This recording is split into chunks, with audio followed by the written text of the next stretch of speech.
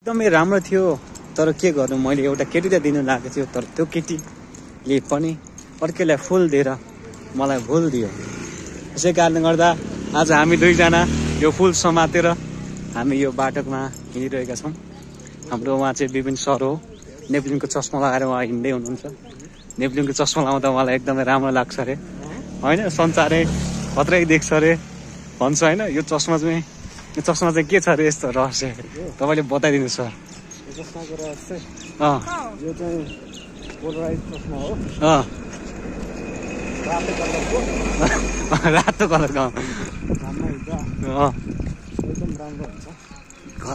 घाम पनि रातो देख्छ यसले। एकदम शीतल हुन्छ। अनि केटाकेटीहरू कस्तो देखिन्छ त्यो चस्मा लाग्यो भने भनिदिनुहोस्। एकदम दामी देख्छ है, बयान गर्न सकिन्छ। बयान गर्न सक्दैन। त्यही भएर म पनि यस्तो राम्रो भएको छु, होइन? यो चस्मा लगाएर चस्मा लगाएर हुन्छ। ल चिन्छ ल आजको